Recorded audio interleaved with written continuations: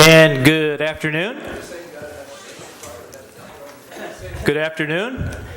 Staff included, good afternoon. It is Thursday, May 16th, 2019, 4 p.m. This is a special meeting of the City of Morro Bay City Council budget study session. We are at the Veterans Hall, 209 Surf Street, Morro Bay, California. We have a quorum of City Council members present, so I will call the meeting to order and ask you to join me in the flag salute.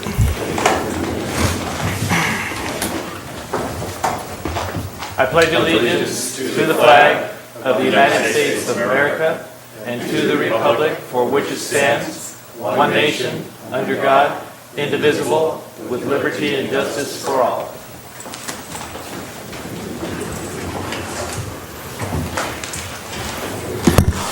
Thank you and welcome to those, well not those, you in the audience, and welcome to those in TV land. Always good to have you folks present as well. This is, again, a special meeting. We are looking at our 2019-2020 budget. At the meeting on Tuesday, we had the opportunity to review the operational budget in detail, and today's task is to review the capital budget. So with that, I will turn it over to our esteemed city manager, Mr. Collins, who may well introduce our CFO, Ms. Calloway. Thank you, Mayor, council members. My name is Scott Collins, city manager.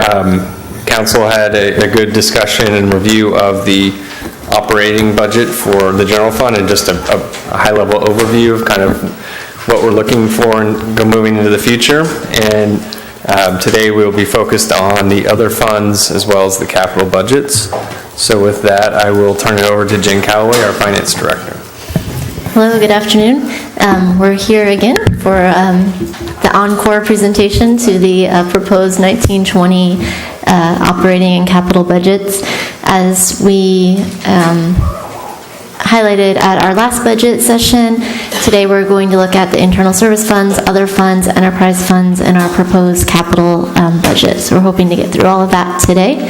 I did want to take a minute and point out that the capital budget documentation is revised from the prior years, as we're moving into a capital improvement plan presentation where we're going to be adding funded and unfunded programs just to kind of compile a list. And our budget and finance manager, Sandy Martin, did a lot of work to get that put together.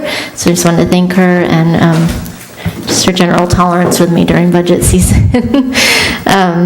As we move into our internal service funds, we have about 6 or 7 internal service funds that we classify as internal service funds, and we're highlighting our year-end balance here. We're going to go through each one. As you know, we've adopted policies this year establishing minimum reserve and target funding reserve levels for these policies, but in total we are estimating to close 18-19 with about $1.6 million in these funds. And if everything were to go as anticipated in the proposed budget, we'll have about $1.7 million at the end of 1920.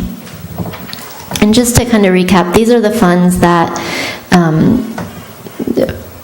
they provide funding for our kind of administrative services, our risk management, which covers our insurance premiums, our information technology fund that services all of our departments, our vehicle replacement fund for all of our vehicle replacement needs, and then our facilities maintenance fund, which does our current maintenance on all the city-owned facilities. Speaking specifically to our facility maintenance fund, that has some budgeted activity as proposed in the 1920 budget.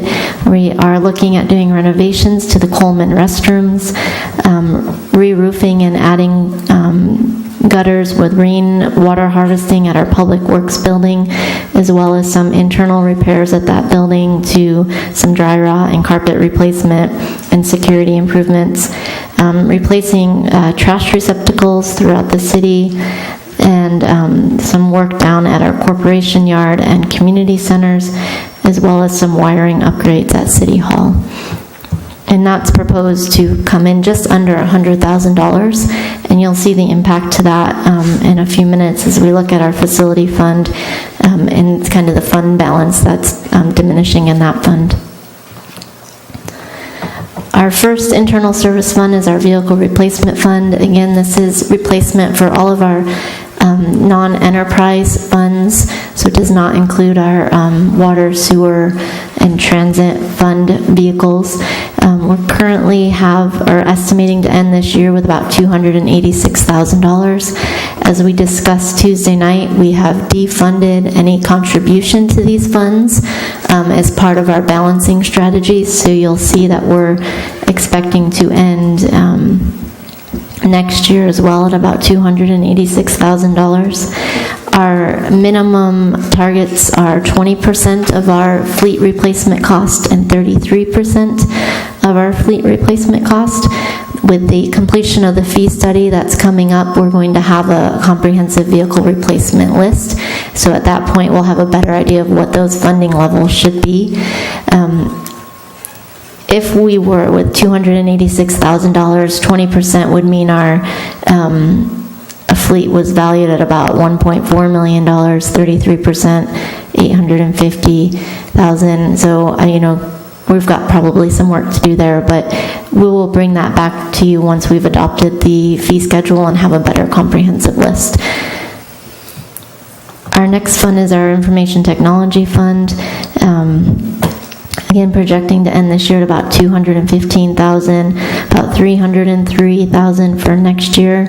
The costs in this fund go up and down, or the expenditures go up and down each year depending on if we have some, more equipment failures than we anticipated, or viruses or that kind of thing.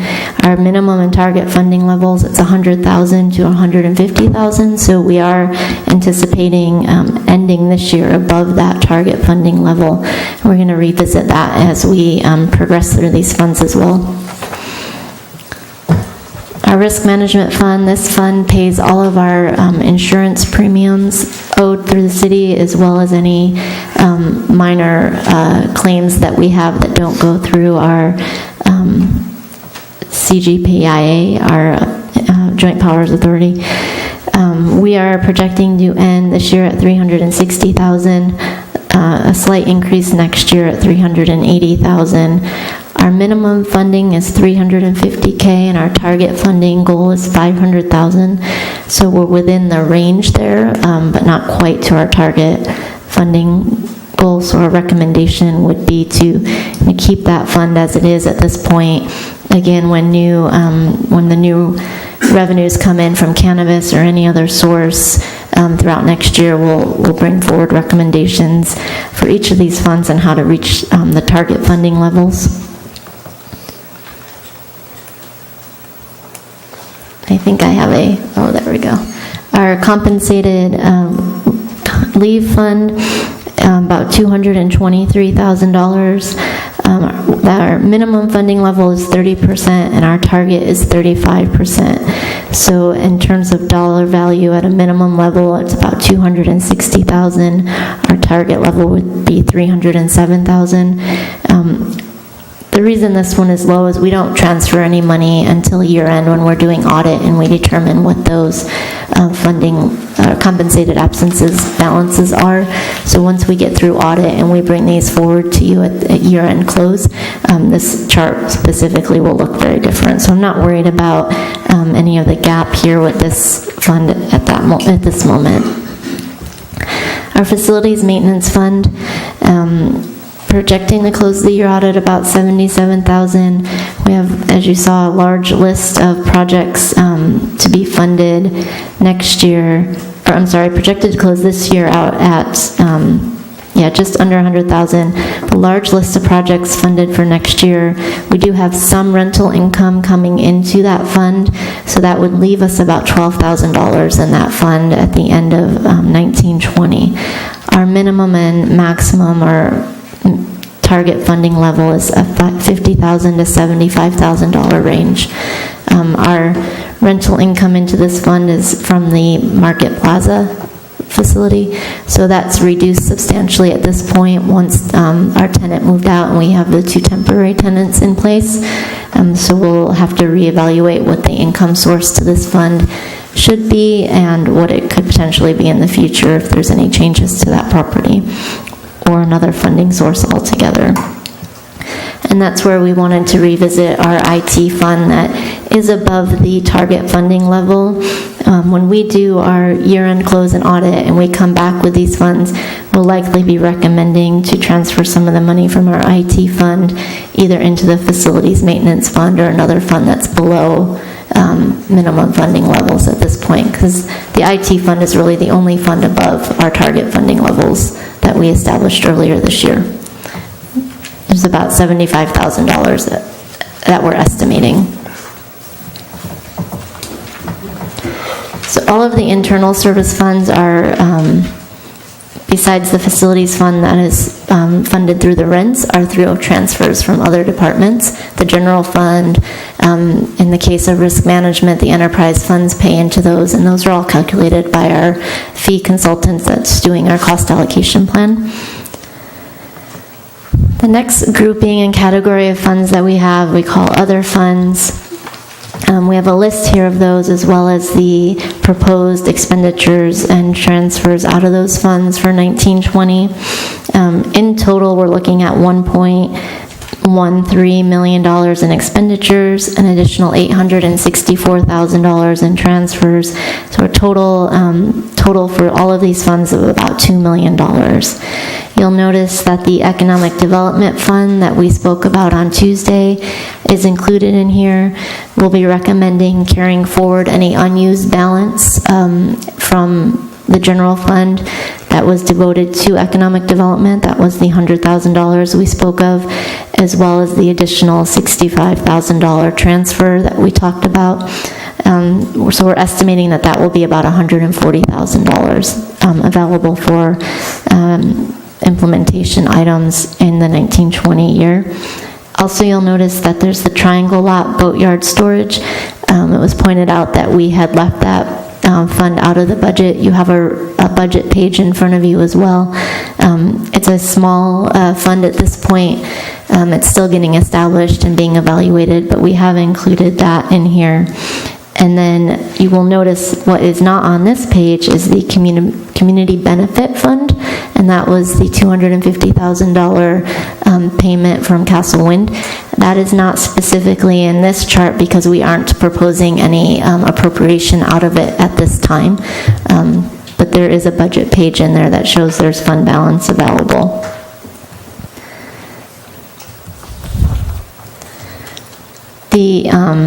These other funds are really funded, or they're more restricted and in most cases restricted, with the exception of the Economic Development Fund and the Community Benefit Fund, at least based on preliminary interpretation of that. Our fire donation fund, obviously can only be used for fire. We have our government impact fees, our parking in lieu, park in lieu, housing in lieu.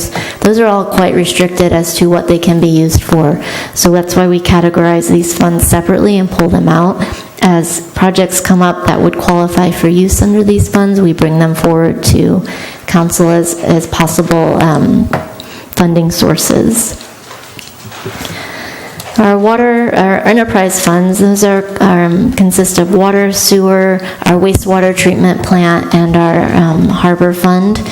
Our water enterprise funds in total are about $10.9 million. That includes, that's 62% of that is transfers out of our accumulation fund to the capital project, and that is for primarily the wharf. There's one additional project proposed in the budget. 6% is salaries and benefits, about $670,000. Another $170,000 or 2% in supplies, and then 26% in services. There's a 1% in the proposed budget for capital outlay, and that totals about $76,000. That's for the purchase of a utility vehicle and a valve exercising piece of equipment. Some transfers out of about $270,000, and those are the transfers to the general fund for the cost allocation plan, the IT fund and the risk management fund, and then $123,000 in the utility discount program. That comprises 1%. And just a note on that, you'll notice in the budget, we've had an extensive conversation last year about our utility discount program. We changed the enrollment and did a rolling enrollment so customers can enroll throughout the year. And that has had a great impact on our usage or utilization of this program. We went from 128 customers in 17-18. We have about 375 customers in 18-19, and are hoping to bring that up to closer to 500 in 19-20.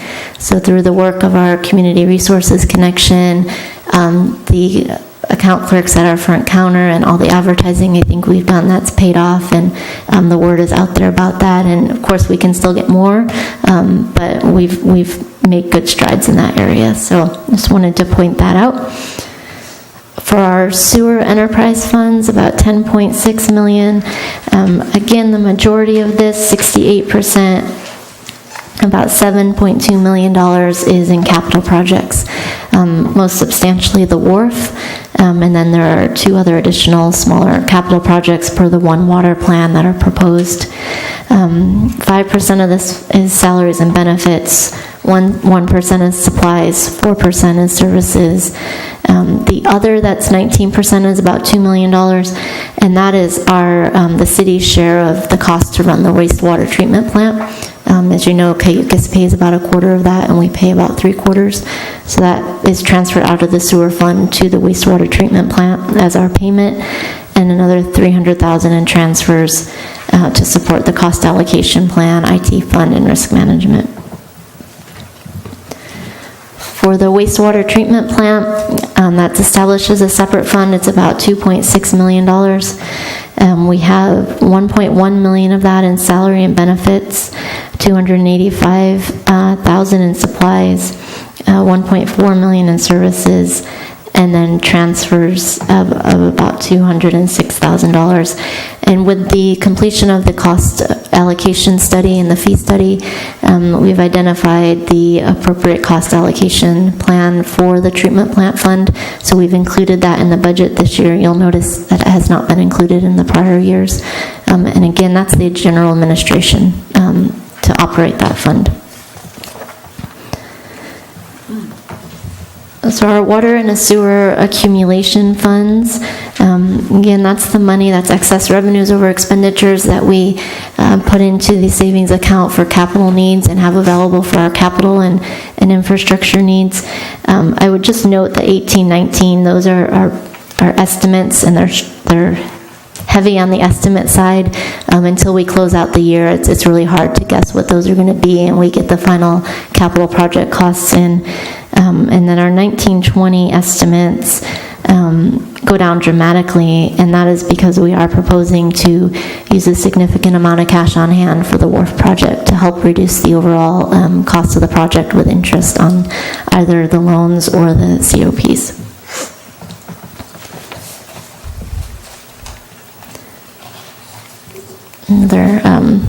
There we go. So just kind of in a different representation here, and to address our fund balance reserves that we adopted. The 19-20 proposed reserve, given the capital projects proposed, and if they proceed as the way we expect them to, we are expecting about $1.6 million left in the water accumulation fund. Our minimum funding level is 25%, so that would be about $1.1 million. Our target funding level is 35% at $1.5 million, so we're just slightly above that. As we progress through the wharf project and assess ability to take on additional capital projects, there's several One Water projects identified, and we'd be able to have some money available possibly to do those. But again, there's only so much staff available, so we'd have to make that assessment later in the year. For our sewer accumulation, again, we're expecting to end 1920 at $1.8 million. Our 25% minimum funding level would be $780,000. Our 35% would be $1.1 million. So the 1.8 is well above that, and we could assess capacity to take on any additional projects at a later point. And then lastly, we have our Harbor Enterprise Fund. That fund totals about $2.4 million. That's substantially salaries and benefits at $1.1 million, $410,000 in services, and another $420,000 in capital expenditures. And this slide I want to pay particular attention to, and it's the accumulation fund for the Harbor Department. We've talked about needing to come up with a plan for the Harbor Department to maintain its sustainability and viability. And you'll see that this fund, the cash accumulation, varies drastically depending on how much capacity there is for capital projects and what comes up throughout the year to complete those capital projects. So for 1920, should we complete all the projects that are in the proposed budget, that fund would end the year with less than $100,000. Our minimum funding level at 15% is $250,000, and our target funding level at 25% of ongoing expenditures would be $417,000. So we have a substantial gap there, and when we are discussing potential new revenue options, would need to highlight some maybe dedicated towards the harbor or come up with a plan for the Harbor Department. I'm going to kick off some of the capital projects discussion, and then I'm going to let you have a break from hearing from me and ask Rob and Eric to take over their specific capital projects. But just as a kind of a summary, there's $37 million in capital projects proposed in the budget. And again, 33.6 of that is the wharf project. So that is the overwhelming majority of that.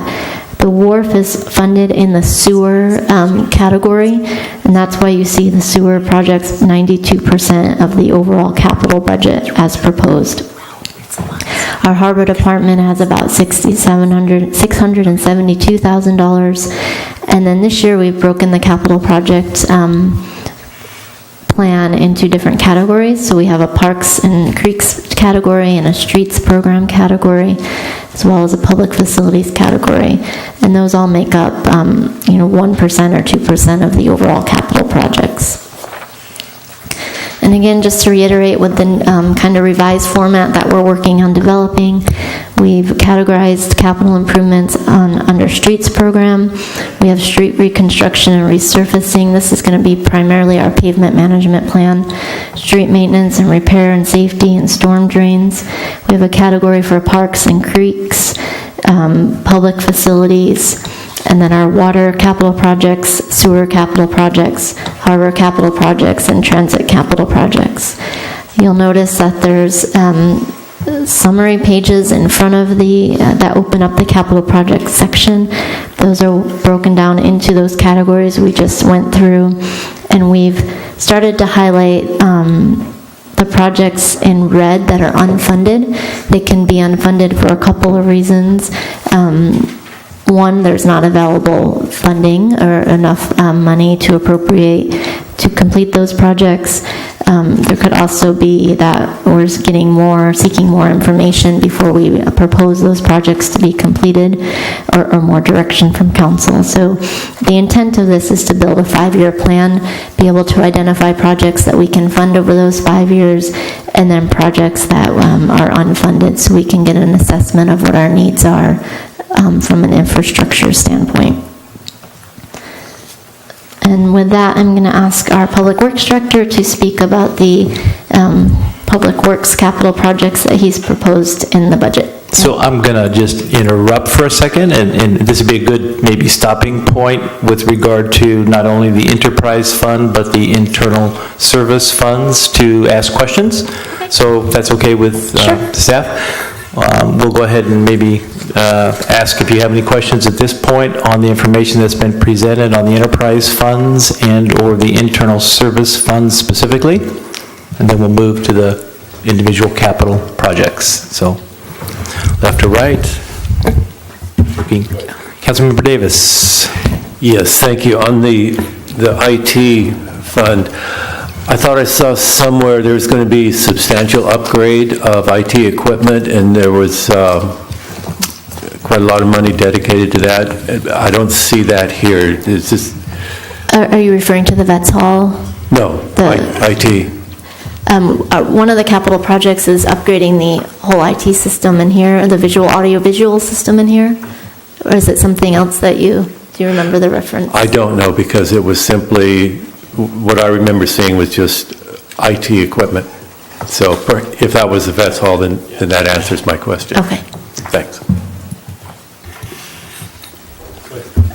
I just have a couple questions. Can you tell me how you make a distinction between facilities maintenance and a capital improvement project?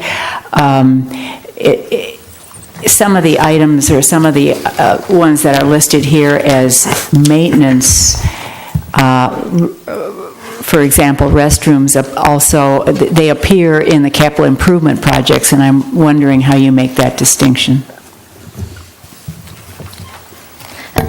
So I think you're referring to maybe the restrooms? Right. Well, because we have restroom improvements in the capital improvement program as well, and that's why I'm just wondering why they're categorized in one place versus another.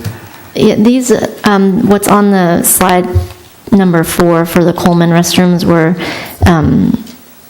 are different than what's in the capital project as proposed.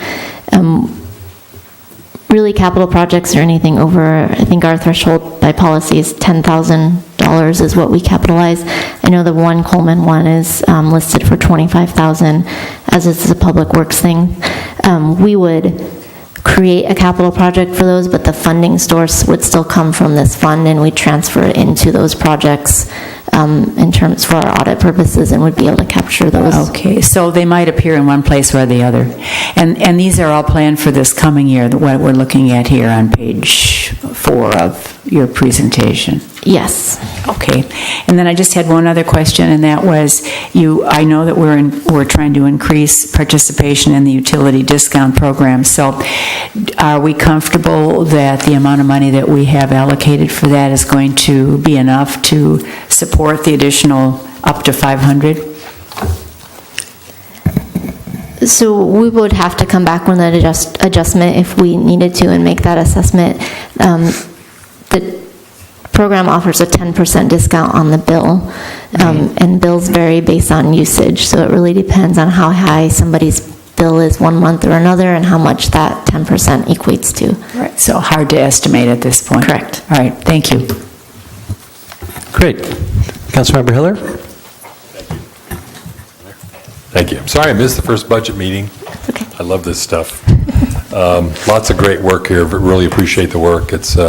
It's actually comprehensible to me, and I don't have much of a financial brain, so I appreciate your efforts with that. A couple of comments. The minimum and the target range is kind of important to me, and I'm wondering in the future if there'd be some way to put those numbers, in a presentation like this so that I could refer to it, so it would be there. But it's a fairly minor point, but I like to know where we are in that range. The other thought I had was in your pie charts where you have percentages, which are very helpful, and I don't know if this is difficult to do or not, but if we could put the actual dollar amounts in there as well in parentheses, that would be helpful to me as well. And then lastly, has this part of the agenda packet, this PowerPoint presentation? It is not, no. Okay, so this is the first time that the council has seen it? Correct. Okay, so I just want to bring this to the city manager's attention that this is a problem for me to have PowerPoint presentations in any meeting, whether it's a budget meeting or anything else, and see it for the first time. There's an enormous amount of important information here, and frankly, I need to see it in advance so I can study it and come forward with what I think are intelligent questions. So in the future, I'd like to see PowerPoint presentations part of the agenda packet. I would need direction from the full council to do such a thing. But happy to do that if that's council's direction. Yeah, so it's my understanding that all the information presented is in the very large document that we have, and this is simply summary information that's used for presentation purposes, and I don't necessarily personally need to see it prior, but I'll look at my colleagues and...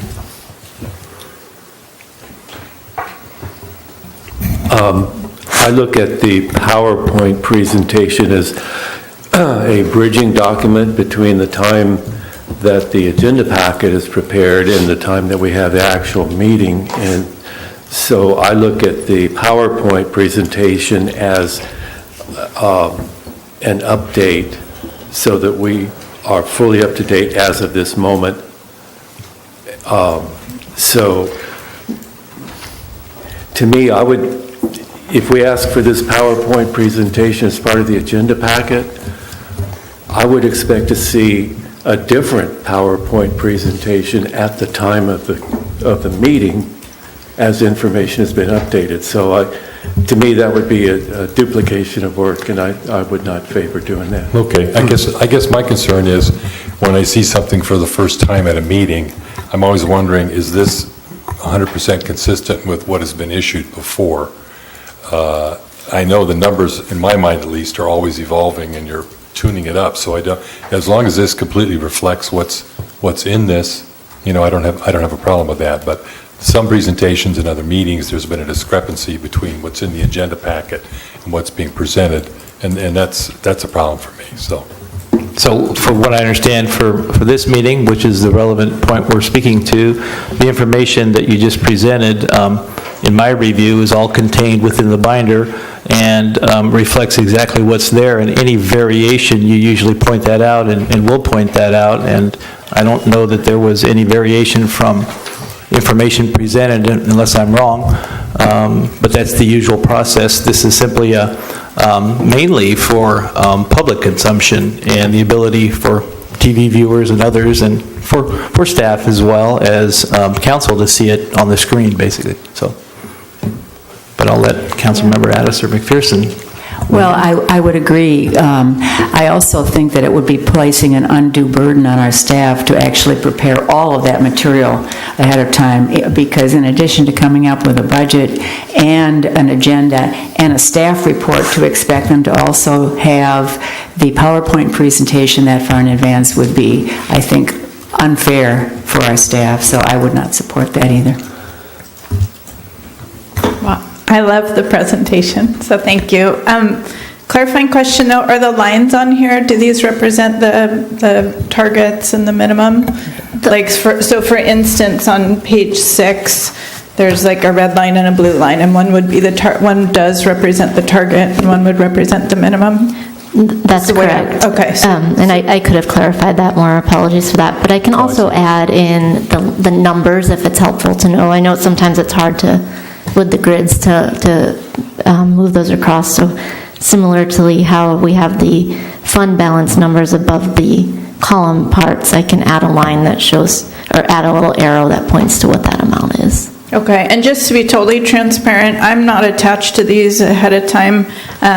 Long range, I would love to get them electronically so that I could have them and save them, not in a paper format, but it's not something I'd want to spend a lot of staff time on.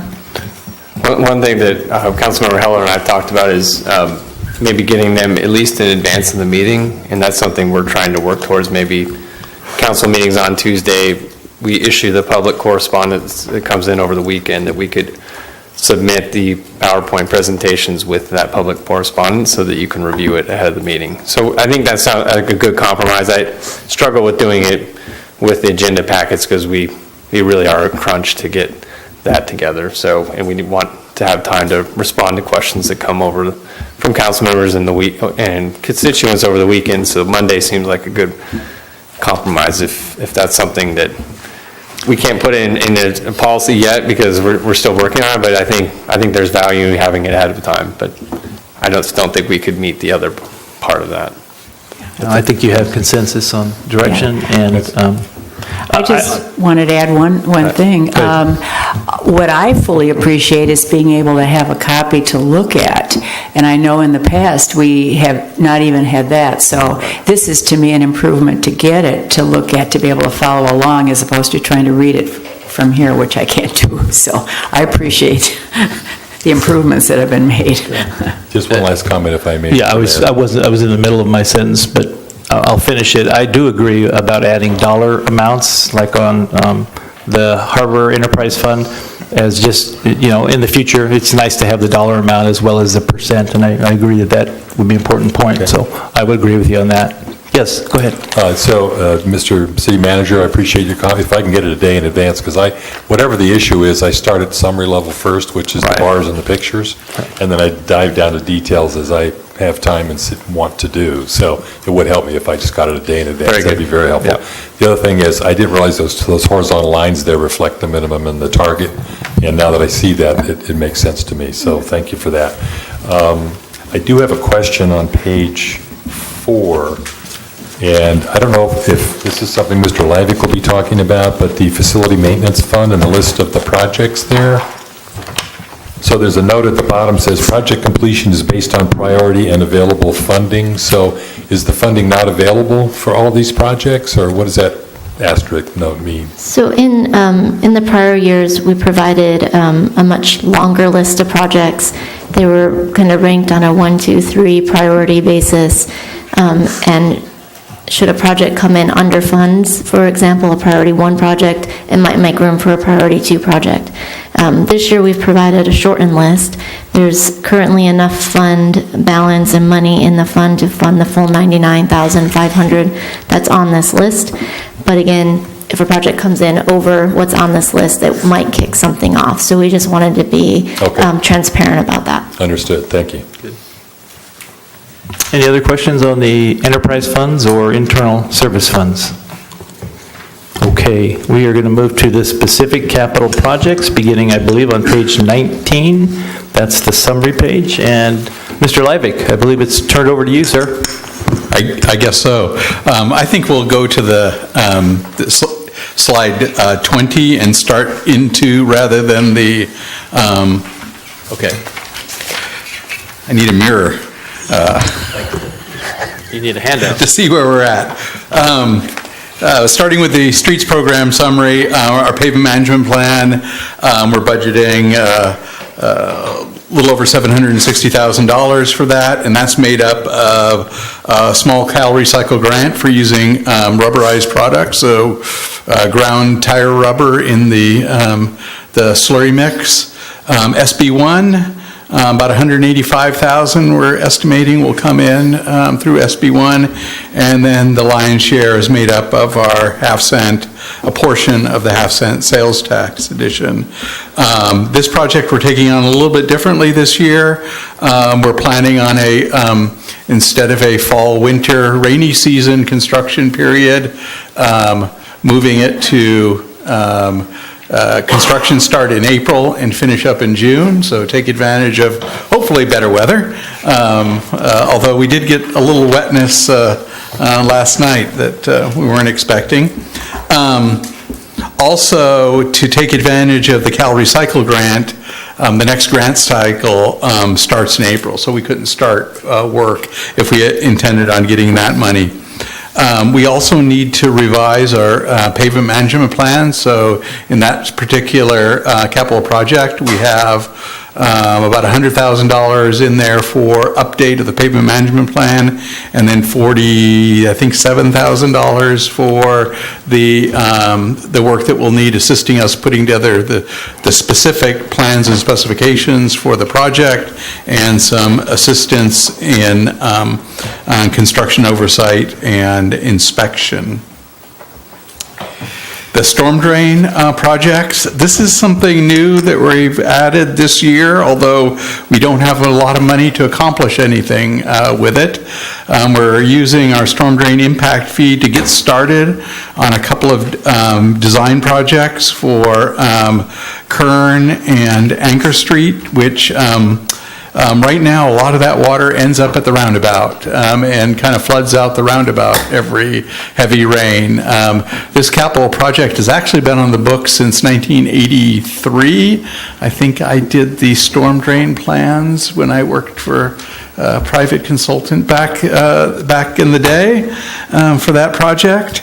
And basically takes that drainage that for some reason, we forced to get over to Morro Bay Boulevard, back down into its more natural drainage course, coming straight down the hill there, and keep it from flooding out the roundabout area.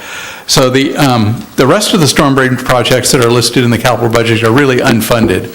They're projects that were identified in the One Water Plan, but currently we don't have the funding to neither start nor complete those projects. Parks improvements, we have our bocce ball greenhouse in the lot that's next to the Public Works Community Development Building. Improvement plans for that. That's a carryover project from this year. We have plans about ready for me to sign, and we'll go out to bid on that project. It's made up of our parks government impact fees and a donation from the active adults and Morro Bay in Bloom. And it'll consist of two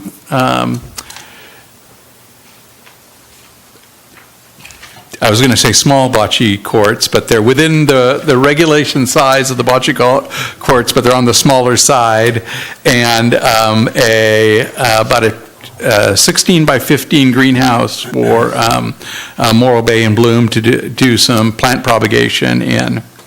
And to make better use of that lot than its current state, which likely will be, we've left it available for the community to harvest any of the plants that they want out of there, but we're likely going to scrape that next week and get all those weeds out of there. No, it's not the best looking city lot in the city. Cloisters Park landscaping assessment, that is a project that's underway. We have $16,000, a little over $16,000 in carryover for that project. Oasis Landscape is in the midst of doing the assessment for all the improved landscaped areas. Those landscaped areas have been in for close to 30 years now, and some of them are getting long in the tooth.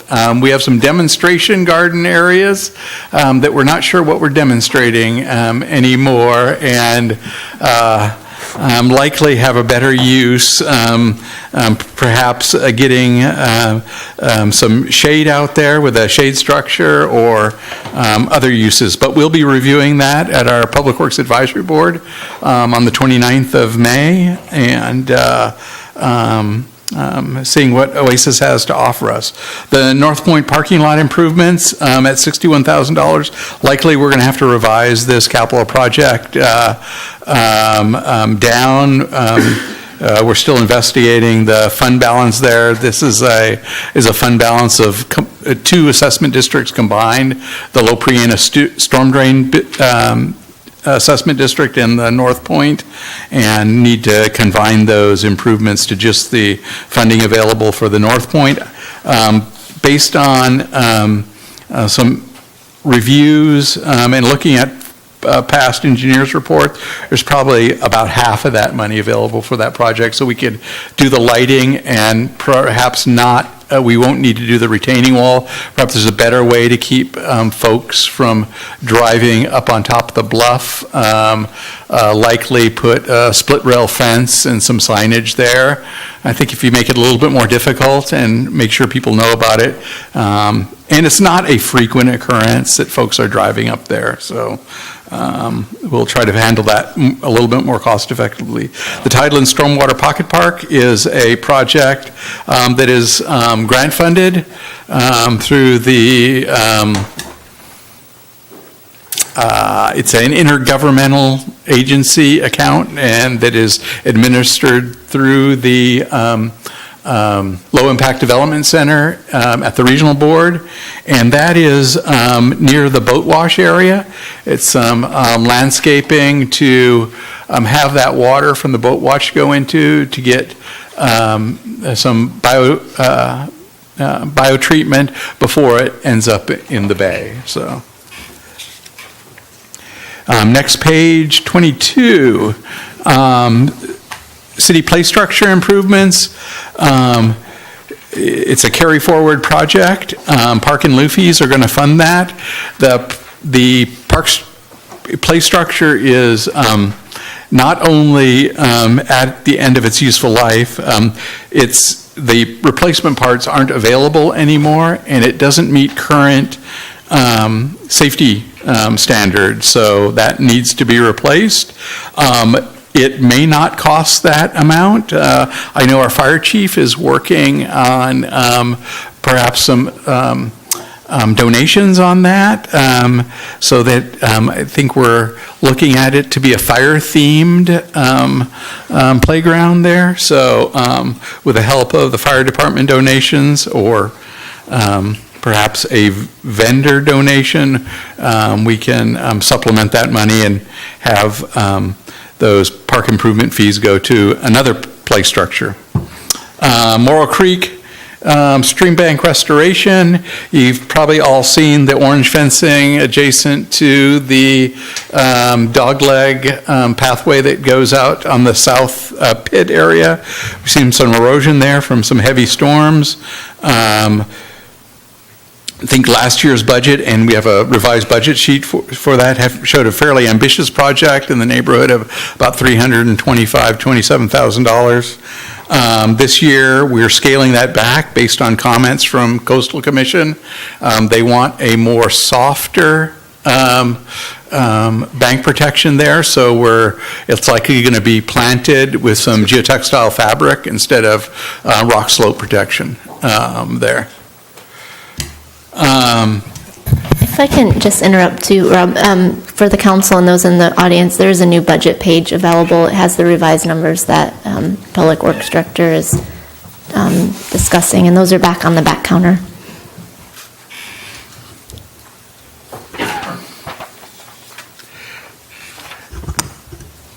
Another carry forward project is this building right here, Vets Hall refurbishment.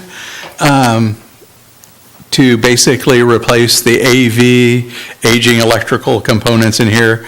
We'll have to assess to see if we have funds available to the roof, because we really need to, before we do a major equipment upgrade, to make sure we have a tight roof here. Also included in this project is new chairs. The new chairs we'll likely see before this next budget year. We have actually, I should have brought it down. We have one that you could have shared. That is quite a bit more comfortable based on the city manager's, it sat in his office for a while and surveyed everybody that came in there to try it out. We had 2 samples and went with what was believed to be the more comfortable of the 2. Working on a final quote with the vendor for those, likely have those chairs. There's about a 4-week lead time on delivery of those. So once we issue that PO, get that final cost, we'll have Vets Hall chairs 4 weeks later. Page 23 of the presentation, we have our basically our One Water project. So we took a look at our One Water plan, and these 2 projects here, this Nutmeg pressure zone improvements and the 2 projects in the sewer fund are accumulation of the first 5 years worth of projects listed in the One Water plan. It made sense to, rather than doing them as individual projects with an individual pre-design, environmental planning, and design construction, to lump those similar projects together and to work on them all at the same time. Should be a bit more cost effective. We will be working on starting with the design and the environmental phases of these 3 projects this next year and moving on to construction. Likely, this work, not likely, it will need to be contracted out with a consultant, and we'll need to go to RFP to get Likely, these are projects that are suitable for some of our local civil engineering firms that can propose on these, and it'd be right up their alley to go over. The big projects that we talk about quite a bit, we had a major item on that last meeting, our wharf project, anticipating spending about $33.6 million on that project this next year. Once we go to construction, we can really burn through money much quicker than we have been. It will be funded by the accumulation, our state revolving fund planning loan, planning and design loan, which will fund planning and design. That may be ultimately rolled into a state revolving fund construction loan. We are on the intended use plan with the state board. That plan will be going to the state board for decision on June 18th this year, and we'll have a firm idea on funding at that point in time. It also that SRF proposal also includes a $5 million grant from the state board for the project. The remaining is not made up of Wi-Fi. We're not going to stream any money to it, but the WIFIA, the acronym that I can never remember what it stands for, but one of the I's is innovation and the other one is infrastructure financing act. And then certificates of participation will need to form a, I don't know all of the legalese on this. That's why we have bond counsel from Alshire & Winder helping us out. We need to form a nonprofit corporation that the city council will sit on as the board of directors to issue the certificates of participation that WIFIA that we'll use to fund the project. And we have to do that so that, like any lender, they may want to sell their loan to somebody else. So being a non-charter city, it's more difficult for us to issue revenue bonds. We have to do, in my mind, they're the same thing, but there's a different legal structure that we need to set up to issue that debt. The next page gives a little bit more detail on the WRF capital budget, and including the specifics on each component that it's proposing to come from. And we got with you good there. The detail on the spending plan is on page 25. Showing that of the $33.6 million, $29 million of it is in the construction costs for the project.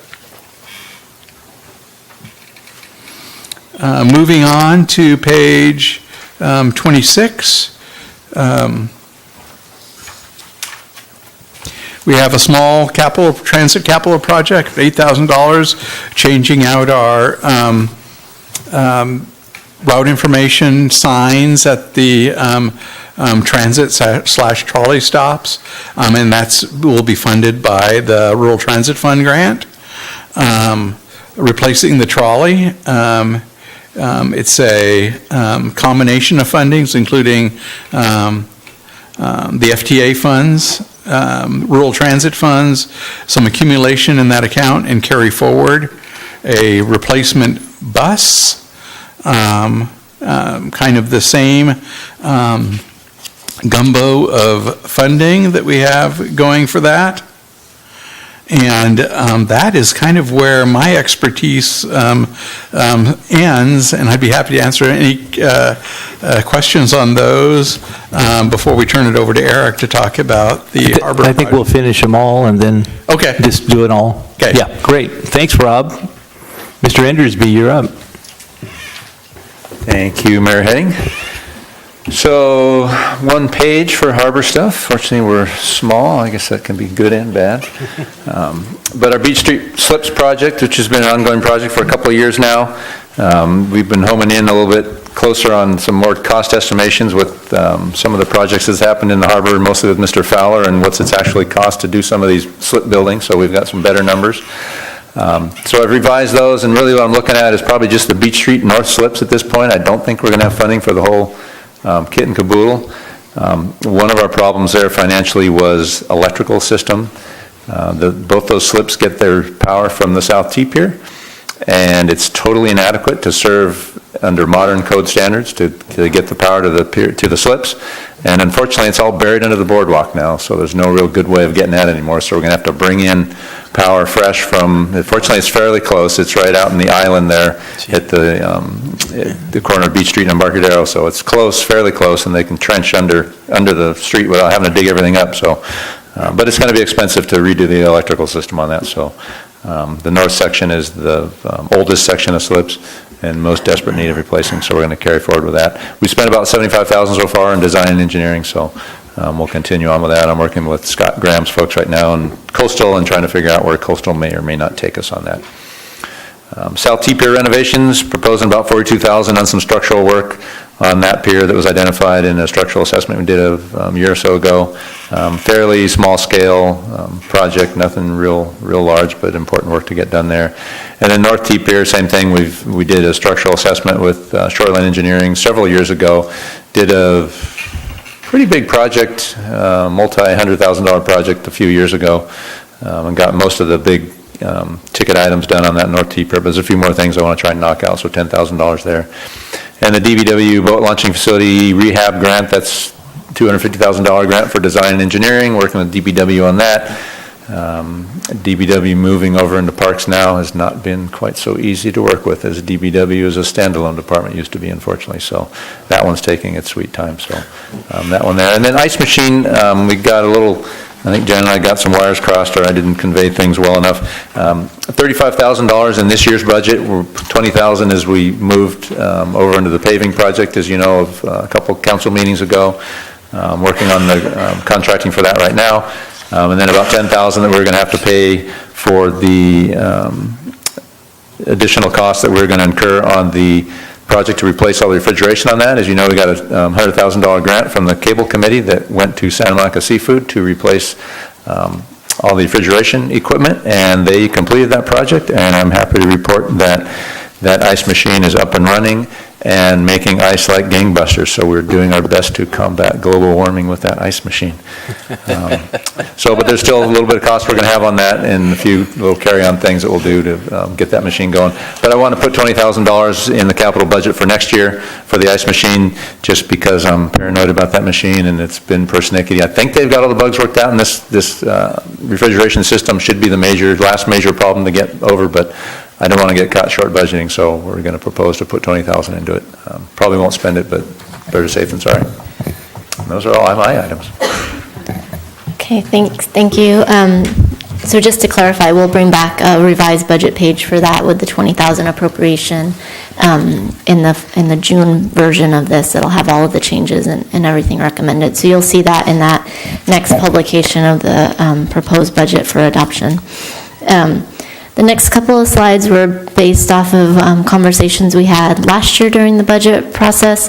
There was some discussion about available cash to fund capital projects that are maybe not included in the proposed budget as you see it before you.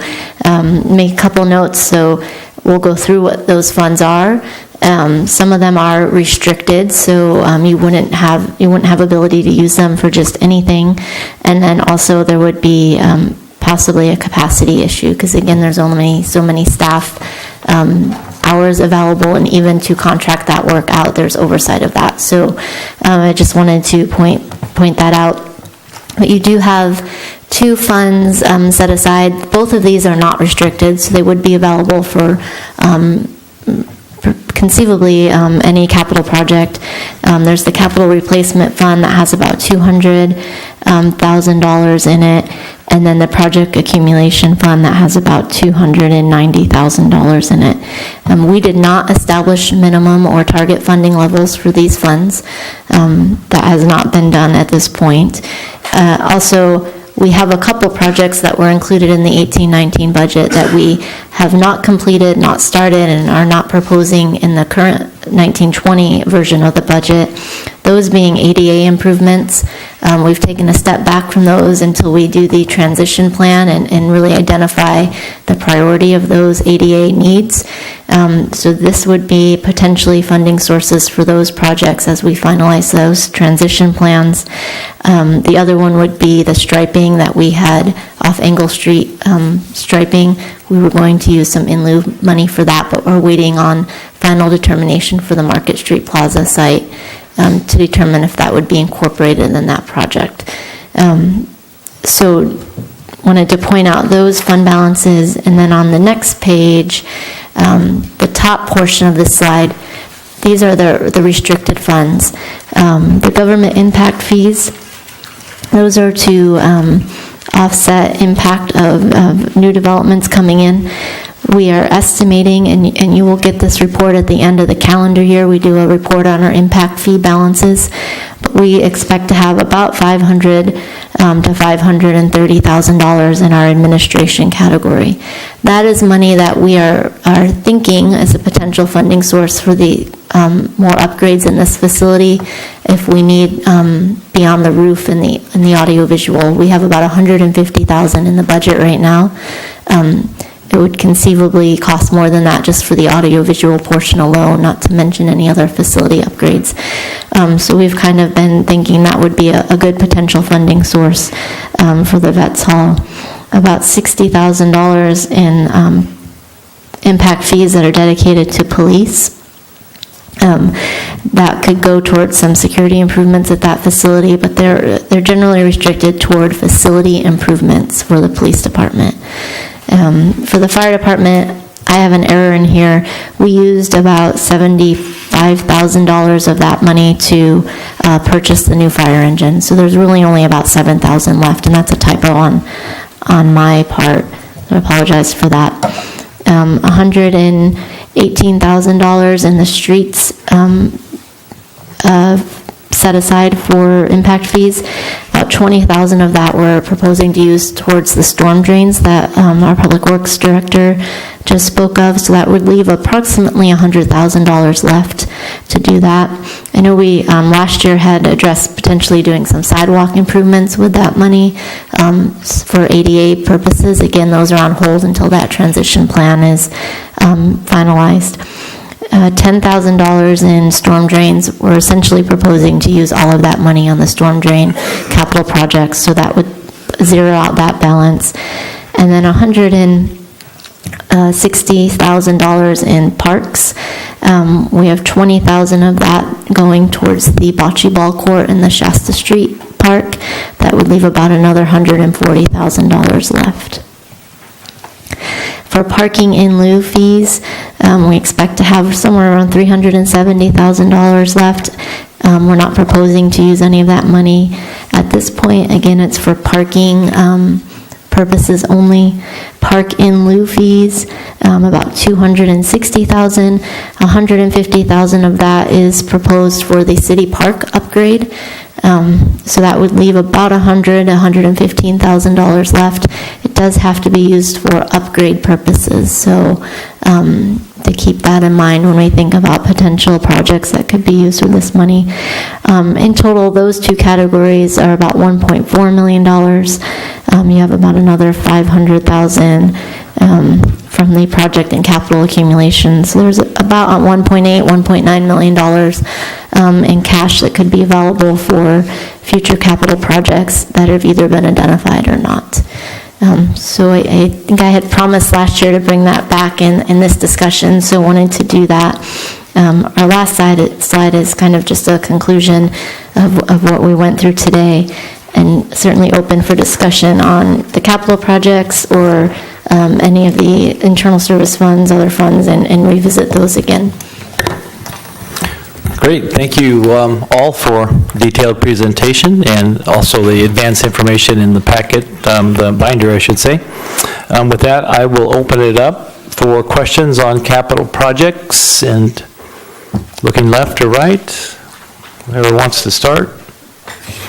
Did I see a, oh, you, okay. Go ahead. Okay, Councilmember Davis, you're up. thank you. Rob, when you did your Cloisters Park assessment, did you find that the playground equipment was substandard? The assessment that we're working on currently is just for the landscaping information. We have had that playground equipment inspected by a certified playground inspector, and there are many upgrades that need to be made to that. In fact, probably wholesale replacement of that playground structure there. We've recently removed a couple of broken elements from the play structure. We'll be working with bringing an item forward to the Recreation Commission, looking at, right now that's designated as a tot or toddler park. I'm not sure what term we're using there, but it's a very small child park, and whether that's still is that the appropriate age that need, or is it a more mix of play equipment there before we get into designing that, the new play structure for that? Okay, and so you do have a plan for replacing the equipment? Yes, yeah, and it would be paid for out of the assessment district funds. Okay, because you have some accumulation Yes. in there. Okay. And on the bocce ball greenhouse, you expect about $10,000 donation between the active adults and Morro Bay and Bloom? I believe that's what they've been talking about. We'll probably need to formalize that with an MOU with them. Okay. And on the water capital projects, slide 23, you're proposing to spend a substantial amount of money. Is this an opportunity for us to pursue our goal to use local labor? And I'm looking to Rob and to Scott both. Because we're kind of in the early days of formulating our local labor policy, but is this an opportunity to apply that? Much of this will be design and environmental permitting work, so not going to construction yet, but if council so chooses, we could add that information to the construction documents before we go to bid. Okay. And I think that's all my questions. Thanks. Sure, absolutely. I'll go. I'm just looking. In case somebody doesn't have anything, I'll go. I have two, Councilmember Addis. I think they might be Thank simple. you. What's going to happen with these chairs? These red chairs? Yeah, when we get new chairs, These Are we will saving these, likely or- go to storage in the community center to add to that inventory there. We can't have more chairs here than the seating capacity allows. Okay, and then the storm drains on Kern that you were talking about, those are not part of the One Water Plan pieces that are covered by the new rate increase? No, the storm drain are not covered by water and sewer enterprise funds. We would need, they are not covered under the same law section in Prop 218. So to create a storm drain utility fee, it's not a protest vote, it's an affirmative vote. I don't know of very many cities in California that have actually done that. The only ones with storm drain fees are ones that existed prior to Prop 218. So the funding is very limited that we have for those. But there are a number of other capital improvement pipeline projects that address leaky pipes, they're just not storm drains They're that are just not included in storm that drains, rate yes. increase. Yes. And we'll need to we don't have a huge storm drain system in the city of Morro Bay.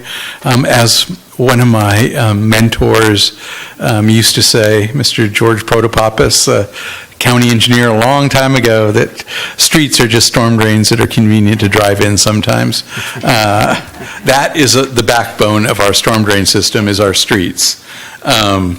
He came from LA County Flood Control District, by the way, and a great engineer. Learned a lot from George. But anyway, the existing storm drain system in Morro Bay is mostly corrugated metal pipe that's 50 years old. And we do replacements out of the streets operating budget to replace sections as they decay and need to be replaced.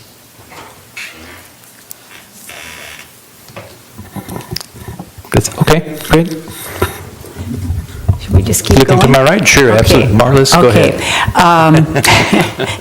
Well, I also had the question about storm drains. I'm curious to know how we would fund them, and it sounds like they'd have to come out of the general fund. Would that be correct, or is there another source, any other source of funding? We could not do as much street repaving and use our half-cent sales tax to fund storm drains, but really those are our kind of limited options. As we look at our impact fees, I think we're going to have an increase in the amount of impact fees, but we don't have a lot of development that will happen here, so we won't see a huge income from those impact fees.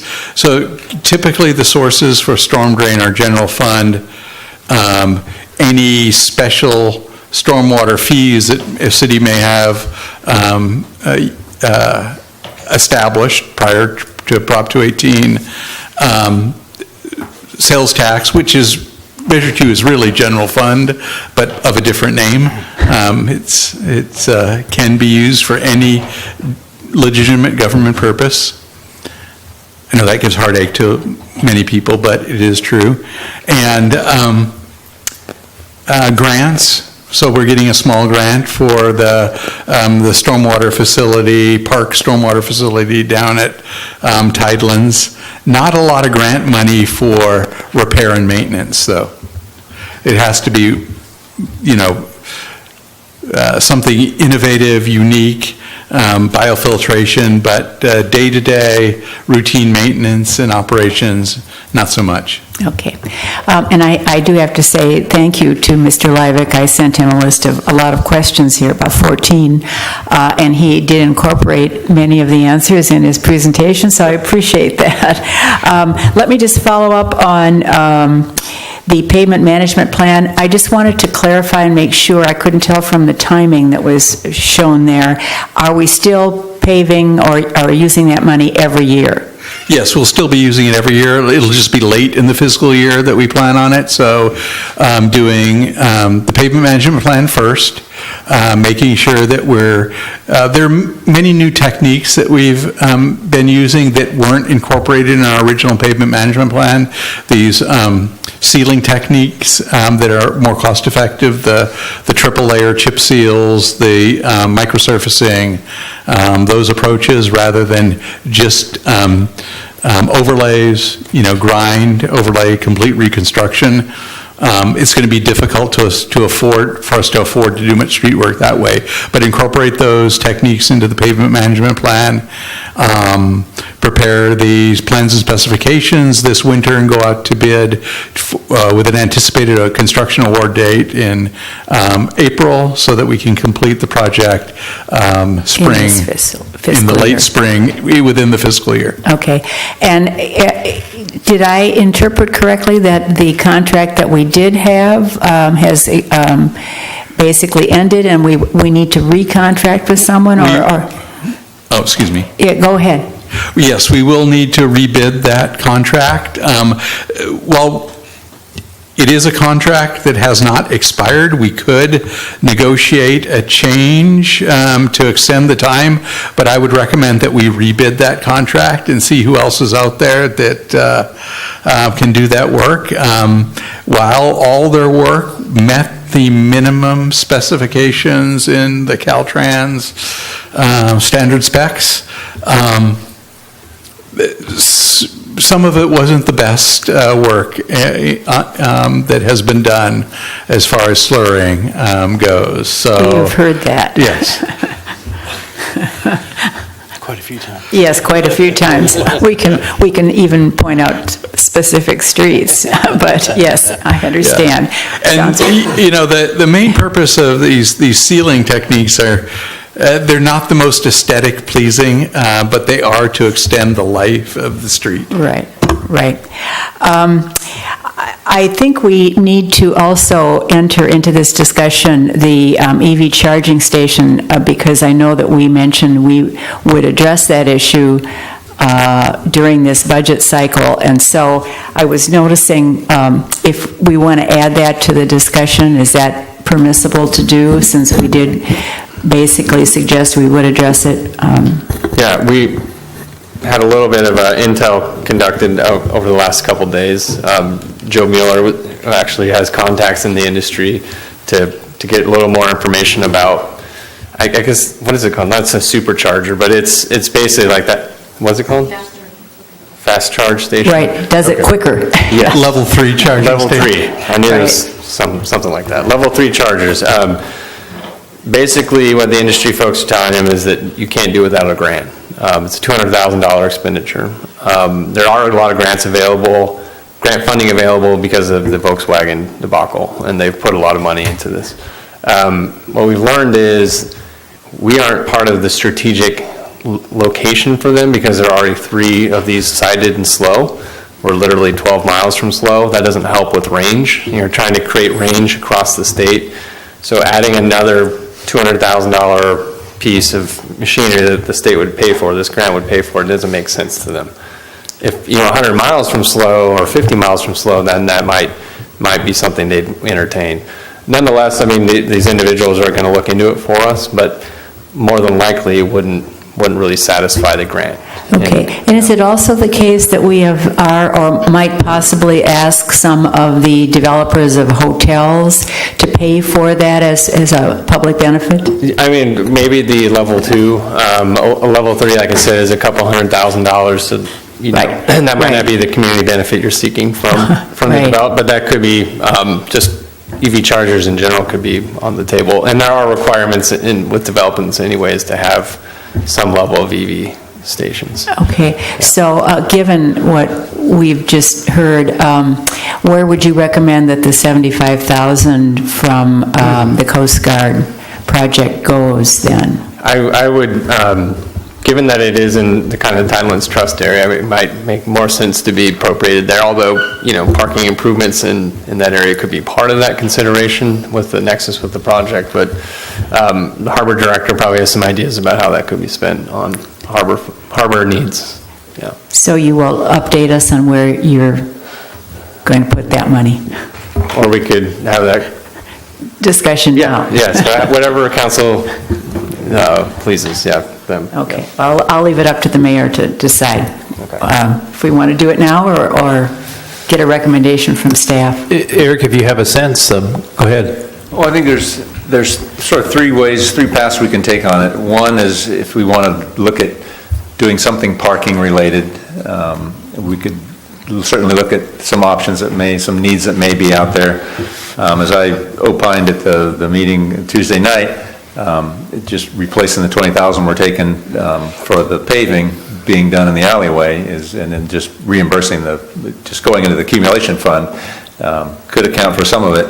So if we wanted to point it at something parking, the second pathway, just leave it in the accumulation fund, and the third pathway is identified a number of smaller projects that we have that we could potentially do it on to produce something tangible, some sort of a thing, not necessarily related to the space that it's taking, that you're taking parking spaces, but our street end docks that are down below Roses and and Libertine, they need new gangways. They've got old wooden gangways. There's a wooden gangway replaced at the one down by Associated Pacific a few years ago by, there's some park, Recreation Park's got some kind of a grant way back when to replace that one. Those are about $20,000 each. The North T-Pier, South T-Pier needs, I mean, those are always going to be there. I could easily gobble up $75,000 on those if I needed to. Maybe even the aquarium. We're talking to a potential renter there right now that may be moving in, and in terms of what sort of improvements they want to do to move in versus what they're expecting to move in. I don't have any good numbers on that yet because they're still working on their proposal. But that may be somewhere where we could put some money. The wharf back there, I did have a commercial diver go in and inspect the pilings and just kind of do an under the water look up to the wharf, and it's not in great shape, no surprise. So although there's not a lot we're going to be able to do with that, and the person that's potentially going to be going in there isn't proposing to use the wharf, we're going to at least try and use the dock for tie-up and get some revenue from a boat tying up there just in the meantime. So I could easily spend a fair amount of money on that. So I'm happy to bring back and then our other street end, the little viewing piers. There's the one between the aquarium and Morro Bay Marina, the little pier that you can walk out on, Anchor Memorial Park Pier, that little walkout pier, and then the street end docks where I talked about the gangways. There's those piers there as well. There's always structural needs, rusted bolts, cross members. I mean, there's so much stuff under there. It's the marine environment. It's horrible. So I could bring back those sorts of things if the council wanted to give me some sort of general direction. Yeah, let's go spend it there, or yeah, let's look at parking things, or yeah, let's put it in the bank. Yeah. Thank you. Okay. I also noted that there are a number of projects that seem to be missing from the list, and I'm just going to suggest a few and see what happened to them. One being the Surf Street stairs, or some way of dealing with the Surf Street property. And then also the improvements to the Vets Hall, I noted the roof and the wiring I know needs to be repaired. And then I did not see the bus shelter at City Park that has turned into a controversial issue, but I don't know where that project stands now, but I don't see it as a capital improvement project for next year. So there may be others, but I realize that you're gradually acquiring a list of projects over the next 5 years, but I did note that those weren't there, so I'm just going to ask about them. Okay, I'll start with maybe the easier project first, the bus shelter project. That is a planning design project at this point in time. We will likely need to go through 2 years worth of grant cycles to accumulate enough funds to actually construct that through the LTF grant, the local transportation fund, and rural transit funds that are administered through SLOCOG. Likely it will take 2 years worth of grant cycles for that. That project will be coming back to our Public Works Advisory Board for public review of the options. There is not a design that has been picked, although there has been one that's been thrown out, the moving the stop to the Morro Bay Boulevard sign, since it's also used by school buses, and everybody has to come to a complete stop in both directions when a school bus stops. Decided that's probably not the best spot for a school bus stop on the Morro Bay Boulevard side. So we're still working with our consultant and actually the users of the park to make sure that everybody can be accommodated with the new improved transit facilities there. Okay. The electrical and roof upgrades, I think we need to develop that project a little bit more, determine what we need in terms of AV upgrades, and likely bring that project back for a budget amendment sometime in the future once we get a little bit more information. We had some rough order of magnitude costs for roofing and electrical for our grant application. But I think we can do better and refine those costs, given a little bit more time and getting some design effort into that that work. The Surf Street stairs, my favorite project. I think it's a big ask to put that unfunded project in the budget, and likely with no good source of funding for it. It's somewhere in excess of probably $800,000 to do it correctly, for the ramping that's needed to get down that slope. That is probably 5 switchbacks that would go from this level up here down to the Front Street level to accommodate all users that might want to use that. We see no way to construct a facility that doesn't accommodate all users as a new facility. Perhaps if, 20/20 hindsight, if we would have just left it in place and fired a few more nails into it and held it up for a little bit longer, it might have worked. But the posts underground were really rotting. There wasn't much we could do to save that structure there. It was a wooden structure. Some people talk about it going back to when the Navy base was here. Based on my review of the construction, it wasn't quite that old. Probably from the 70s, I would guess, is when it was actually built. But still. So any of these ideas that have been brought forward, just a trail, a path, something that isn't, none of those are feasible? I'm just curious to know if there's any alternatives that would make sense. I can't see how a pathway is feasible. There are ADA guidelines for parks and nature trails. This just doesn't fit into it because it is public right-of-way there. It's not a lot, it's not a park. And my reading and folks that have more expertise than I do cannot come up with a interpretation of the code that would allow that to happen. Okay. I have just a couple more questions. And the first really is for you, Rob, and that is virtually, with the exception of Eric's projects, these all fall into your bailiwick. And I'm just concerned about how you're going to get them all done. So if you'd like to address that issue, I'd appreciate it. It's a concern that I have also that I share with you. That's why we will need, for example, on the pavement management plan and all of our water and sewer projects, outside consulting help. We just can't. We have 2 assistant engineers. I'm the only registered person in our department. So. And we still have this WRF project to build along with that. While we do have a great project management team and design team, it does absorb a lot of my time to work on that. So yes, we will need to acquire outside consultants. As our newest assistant gets up to speed, his background is in design.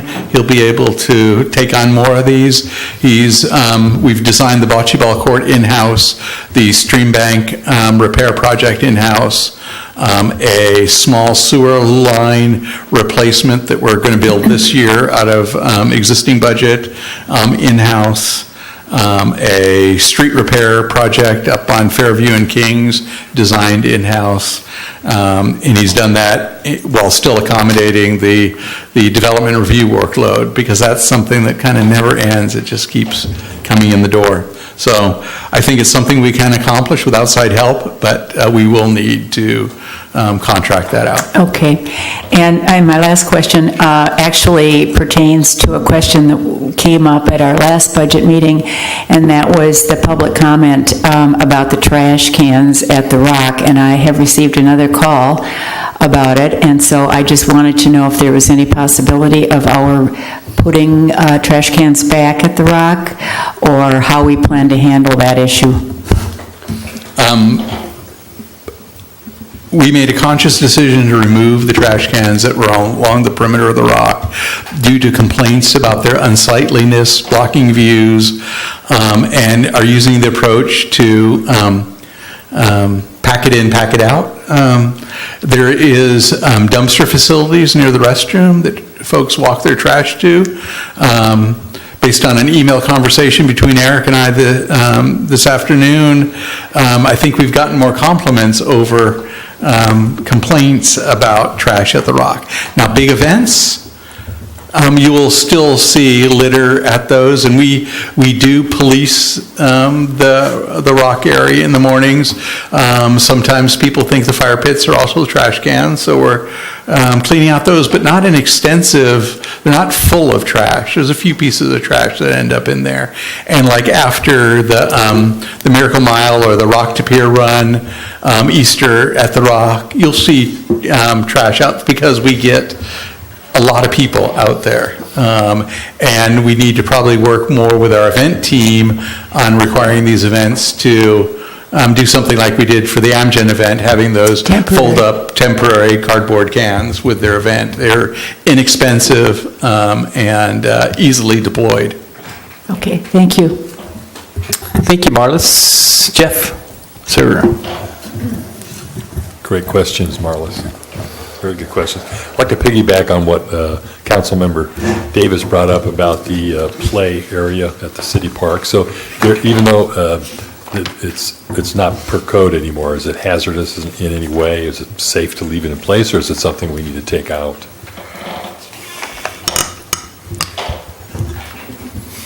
I'm reluctant to use the word that it's safe. I just don't want to expose the city to any liability on that. I would say that we haven't had any injuries at that park that I know of, but it does not meet the current requirements for what you would build as a current play structure there. Have I played, when I was a kid, have I played on things like that without injury? Yes, but the fall area probably needs to be replaced, and it's just that things are breaking, and we can't get replacement features because that company no longer exists. The last slide that we replaced there, San Luis they were demoing one of their playgrounds that had the same manufacturer slide, so we got their used slide to replace our falling apart slide, so we were able to replace that. So it is,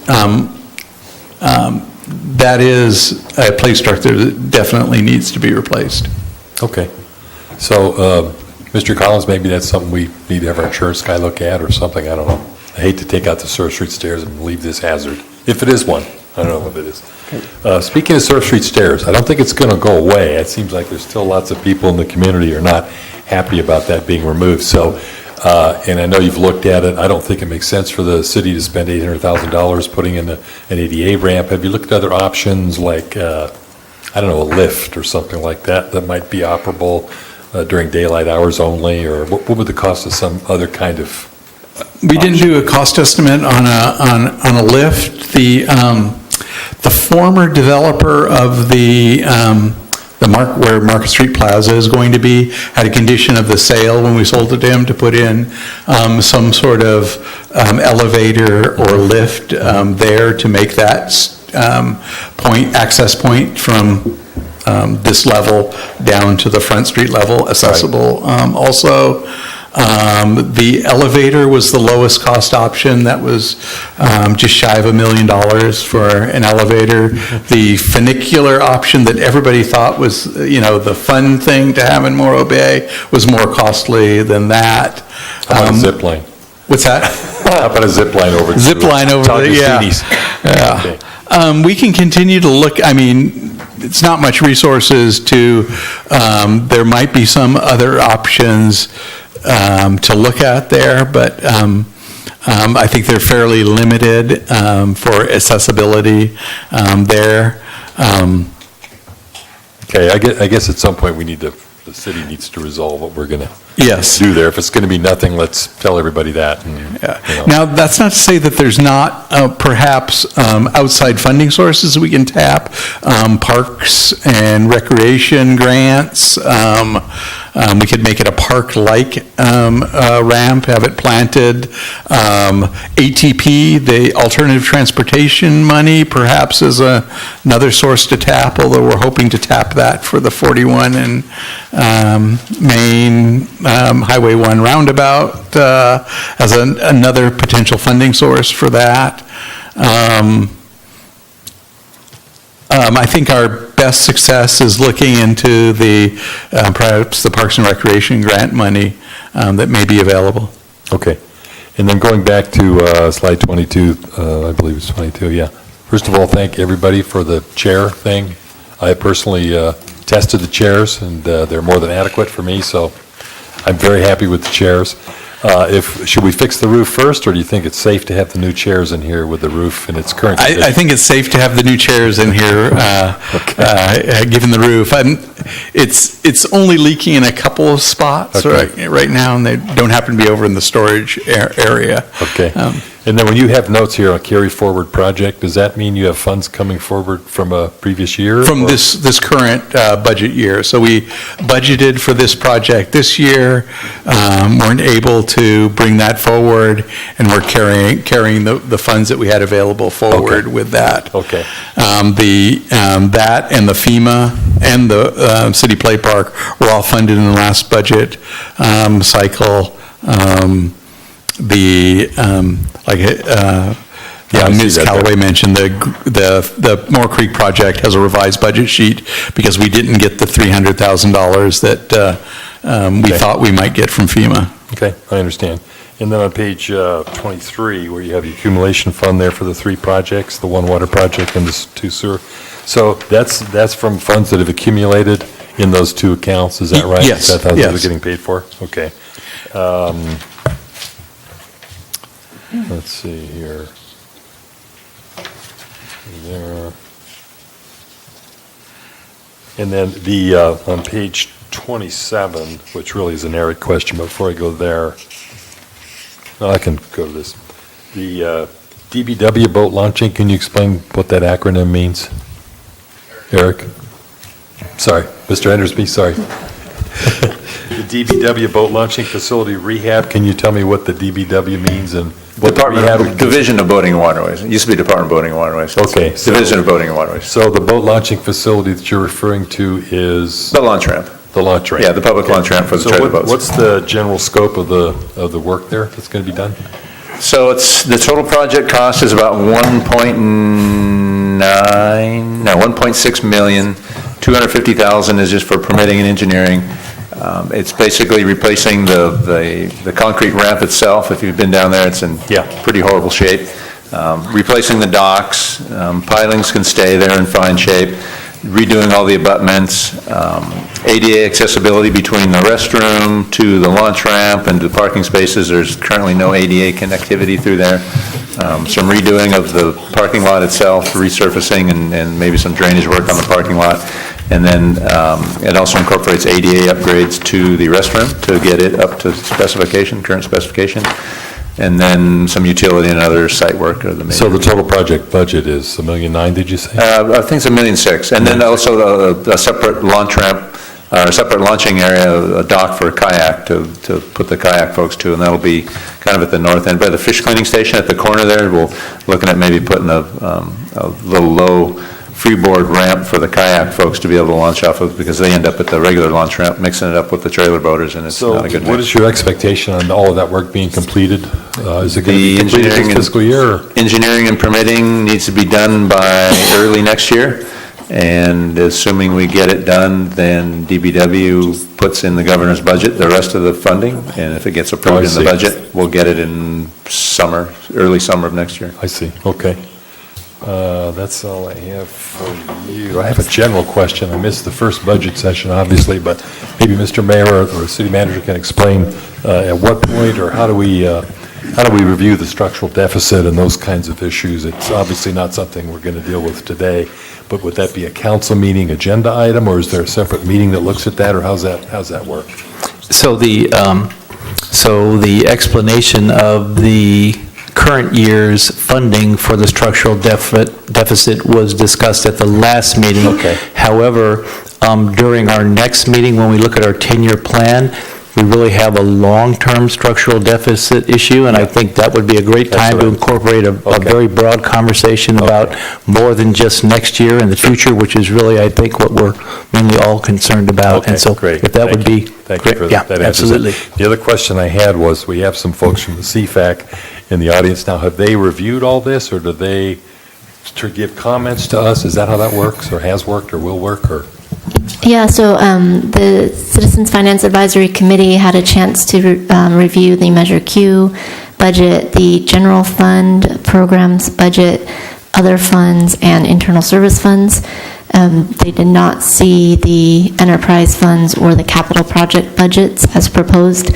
They're scheduled to have their next meeting on Tuesday, this coming Tuesday on the 21st, and they'll review the whole budget as a packet as well for a second time, and first time for those few sections on Tuesday's meeting. Their first review of the portions of the budget that they had. They provided comments and feedback.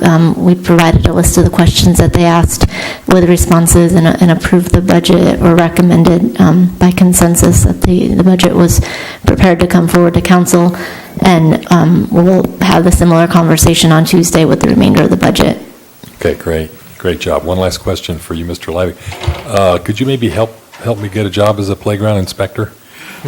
I'm looking for a little, I've got a time slot open that. There is a certification class that you could take.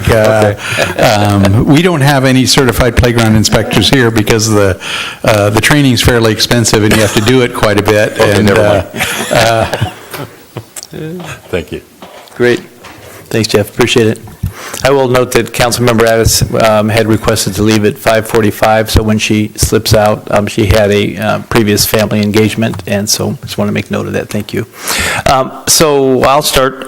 Thanks again, staff, for the comprehensive, as I mentioned last time, the budget overview document presentation today. Sandy, thank you for all your background work too. I know that you were heavily involved in that, and as I mentioned, the full staff and all of the department staff that were involved in that.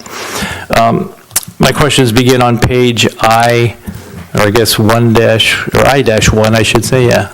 My glasses better here. 1-1, Jen, your second paragraph, the city CIP includes all infrastructure projects and equipment purchases over the next 5 years. The first 2 years of the 5-year CIP are, if approved by the council, funded. Don't know that that's a true statement, not that you meant to misrepresent that, but for instance, the stormwater projects are not funded, as far as I know.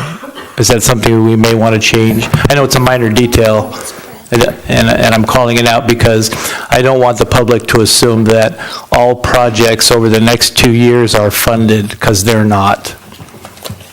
No, I think that's a fair point, and we tried to capture the unfunded projects, but we should clarify that it is misleading. Yeah. So we'll change that. That's mainly for the public's benefit as they look at it thinking, oh my gosh, we said that, they were funded. Page I-3. Rob, question for you on I-3. That's the program summary for streets. When do we get to PCI 70 and where are we now? Because in the didactic, you talk about maintaining a PCI of 70, and my recollection is we're not quite there yet? No, we're in the mid-60s. With our current pavement strategy, I don't know that we ever get to 70 due to the techniques that we can afford to do. We hover in the 60s. So we'll with the current strategies and with this 5-year plan, We will not get to a PCI of 70. Be a fair assumption to say that we will not. And so then on the page I-5, you state that the description says this project provides pavement preservation and renovation to achieve and maintain an average PCI of 70 or higher. It really doesn't, does it? No, it's a goal to achieve, but we should clarify that. Could we change that and clarify that? Yes. Yeah, for the public, because I don't want the public to think that, or our community members to think that we're at PCI 70 and we're maintaining that with this program. We're struggling to get anywhere close to 70, and this isn't a reflection on your department, this is a funding issue, I know. And That's correct. I want to state that openly, but I want to be honest with regard to what we say and represent to our folks. So if that's true, then I would appreciate that. Then, and I don't mean to be really picky, but maybe a number of us do read these documents, and certainly we're held accountable for them in the public when they're at least presented at a council meeting.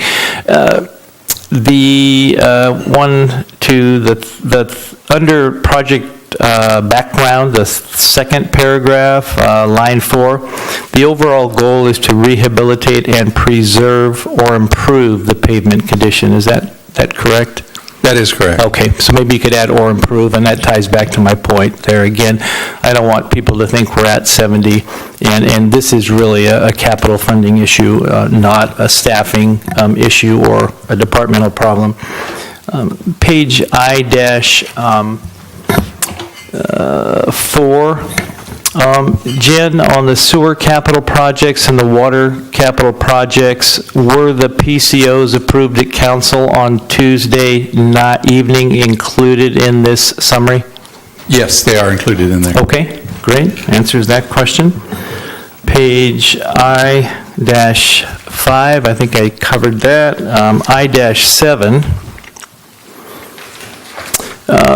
I was going to ask Councilmember Davis to give a short update, if he could, from SLOCOG, if you wouldn't mind, on the Highway 41-1 interchange project. This is a high-dollar, high-ticket item that the city is required to fund to the tune of 50%. There are some recent things happening at SLOCOG. I think it's important for our community to know. Red, would you mind just sharing a little bit of that? Sure. SLOCOG staff recognizes that the city does not currently have enough of its own funds to meet its share of fully constructing the improvement at Highway 141 and Main Street. Staff, however, does want the city to continue with the preliminary engineering and PS&E and make it a shovel-ready project. I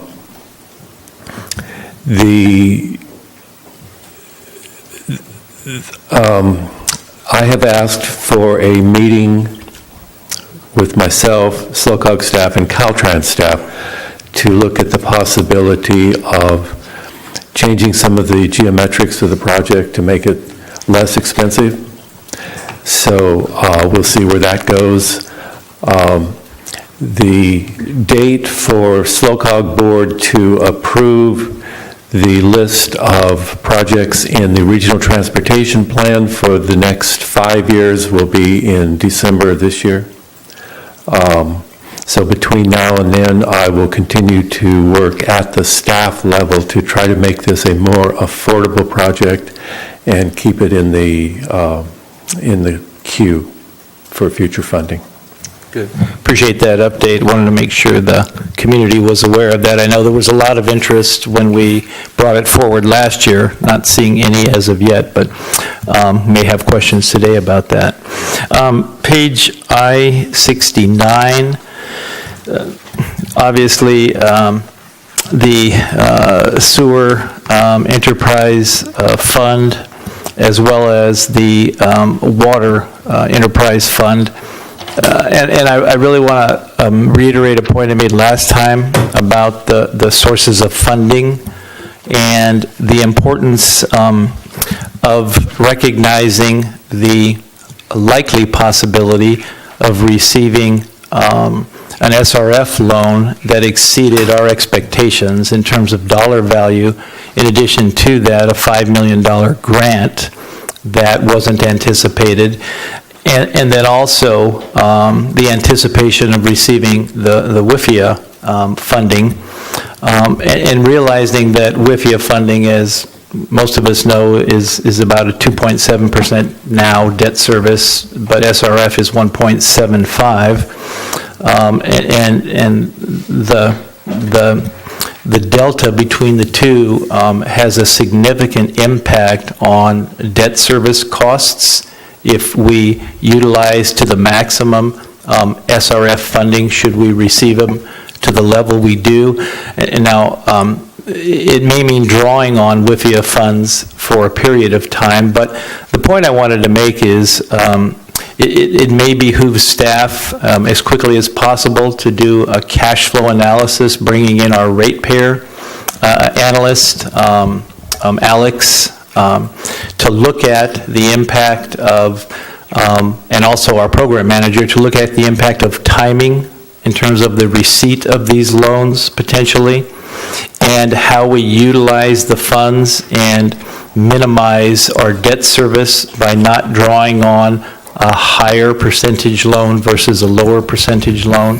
And I know I'm speaking maybe to the choir about that, but I think we need to begin looking at that quickly, because we owe it to our ratepayers to get back to them potentially with an answer regarding debt service now that we do have the possibility and probability of receiving an SRF loan. And so that impact could be millions of dollars, obviously, and could have a significant impact on your flow here of dollars. And so I guess that's a statement, but my question would be, are we thinking about that, and maybe do we have a plan for looking at how to address funding flow to minimize debt service? Yeah, oh, go ahead. So absolutely thinking about that, looking at bringing Barter Wells back on to do an analysis, given the recommendation of SRF to $105 million, with $5 million of that being grant money, obviously would potentially reduce the amount of the WIFIA loan we'd draw down. A couple additional nuances that we're taking into account: the SRF at 1.7% interest rate is actually even a lower interest rate than we're currently earning on our LAIF account. So in a lot of ways, it makes sense to use SRF to the extent possible and retain our cash on hand. So we're doing all that analysis, or thinking about all that as we go into the analysis. The turning point being that both SRF and WIFIA are reimbursement-based. So we have to be very quick about getting those reimbursements in, so the cash keeps flowing and we don't need to rely as much on our cash in hand. But we'll have Barter Wells on board to help do some of that analysis as we get more information on SRF and the timing of approval for that. Great, thanks for being ahead of me and thinking about that, because that does have a significant impact. I had a question about potential CalPERS side fund pay down. It relates to capital funds. If indeed we have, not that we don't have large unfunded capital, maybe even mandates, but needs in the enterprise funds, the harbor fund especially, but also general fund capital. Have we looked at the possibility of, when we're above target on some of the funds, if the restrictions allow it, to utilize some of that cash to pay down some of the side funds, minimize the CalPERS liability? Or is that something that you feel should be preserved for capital improvements in the future because we're so far behind? And are you referring to above the minimum in the targets. enterprise fund, or the internal service funds? Yes, exactly. Okay. Yeah, I'm sorry, yes. It certainly is a possibility. I'm not committed to the fact that it has to be used for capital projects. I think we need to get the fee study done and get a better idea of our vehicle needs and our IT replacement needs and those other ones that are kind of unknown at this point, to make sure that we are within those target funding levels. And then it's a conversation that certainly we should be having with staff and the council. Also got to keep in mind that, the unfunded liability is quite large, so to really have a good impact, you'd have to weigh the difference between making a substantial contribution to PERS to achieve some real interest savings versus maybe some of the capital needs, and that'll be weighing priorities when we have that conversation. Great, thanks, Jen, for that. And just one question that I forgot to ask last time, that it's pertinent to maybe the same issue, is what's our deadline for Cerrito Peak and the use of funds that we took out of the general fund, realizing that we potentially could, if we exceed our max on general fund retention, use that for side fund pay down? I Do we know what the dates are? Yeah, I believe there's about a year left on the commitment from Morro Bay Open Space Alliance to make that payment. As we get closer to that year, staff's been looking into the possibility, it was recommended in the last budget cycle, park in lieu fees as possibly making up any difference that would have to be made up, which would be a better use than general fund emergency reserve since it's more restrictive. Got it. And let's see. I'm going to echo what Marla said, just in a comment about the concern about not Rob, but the resources available in Public Works Department. There are obviously a large number of capital projects that have to be managed, and many of these get moved over from year to year. I think there's an expectation by the public that, especially our One Water program, and of course our WRF project, is going to happen and going to be managed well and get done quickly. And so I'll echo what Marlis said about looking at resources, the availability of resources to manage those projects and make sure that we deliver those deliverables so that we satisfy the community needs and also the cost constraints that we have for those projects. And that's just an echoing of what Marlis said. Thank you. That's all the comments I have. With that, I will open it up for public comment. Seeing a couple, I see a couple of thumbs out there, so looks like we have no public comment. The chairs, they're happy about the chairs. In fact, they're slumping right now as I speak because they're so uncomfortable. With that, I'll bring it back to council for any final comments and/or staff. I think we're at the end of this session. You've taken all of the questions, and I don't know if there are any comments, final comments anybody would like to make? Sure. One comment. I just want to make sure all the department heads and everyone appreciates, I appreciate how much work goes into putting this together, and in spite of my nitpicking here and there, this is fantastic. And when I look back on what we were looking at 5 years ago, this is head and shoulders above anything we've seen. Certainly since then, I want to thank you all for your work. Yeah, I would echo that. This is really fabulous, and it's a great budget, and kudos to all of you. I want to thank the two members here from CFAC. I appreciate your presence and all of the work that you guys put into reviewing the budget. The only other comments that I would make that I would like to see if my colleagues would support is that I would like to add the Surf Street Stairs to the list of projects, since these are potential projects over the next 5 years, and we have a number of them that remain unfunded. So this would be an unfunded project, but I think we owe it to the public to at least have it on the potential list over the next 5 years. I would say the same thing for the Vets Hall renovation. I just think they deserve to be on the list, not that we necessarily have the money to pay for them at this point in time.